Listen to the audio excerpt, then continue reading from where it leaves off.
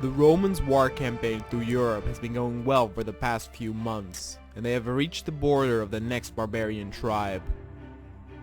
General Otis was convinced a fraction of the main Roman army would be enough to put them to their knees.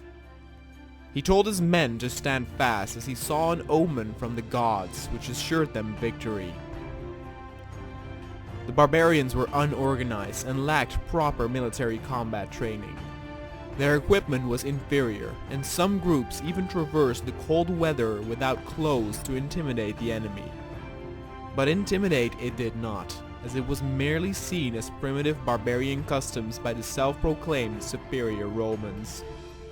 At the edge of the forest, Otis had his main cavalry lay in wait for the signal to outflank the barbarians. The natives took the first move as they approached the invaders with their shields high up in the air. The Romans would put their puny shields to the test as they prepared their artillery to fire.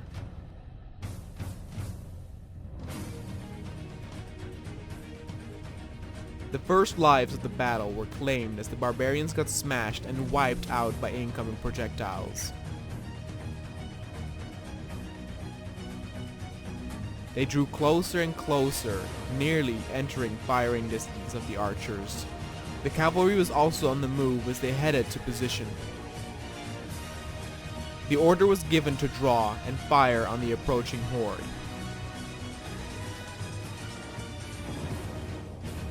The barbarians' shields proved more useful here as they deflected the arrows, and they prepared to return the favor to the Romans with their spears.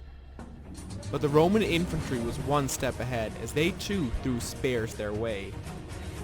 Many got impaled as they did not possess the formidable shields and armor the Romans did. Then the clash between the two armies began. Some of the more veteran barbarian warriors put up a good fight, but many got killed quickly by Roman steel. A dense mass of violence was on display.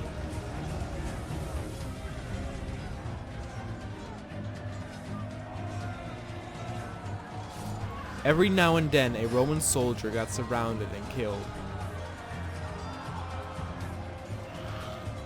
Then from the forest, Roman riders appeared as they charged towards the horde from the side. The barbarians got crushed and trampled by the horses as their formation and spirits were broken. The horses and infantry had the barbarians entirely surrounded.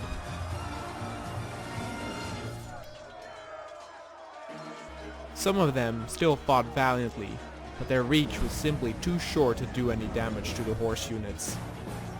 Many fled the battlefield and acknowledged defeat. They were hunted down by Roman cavalry whose rage was unforgiving. Otis's omen seemed to have come true. The soil was covered in barbarian bodies and blood. Roman losses were minimal, which only fueled their morale for the further campaign deeper into Europe.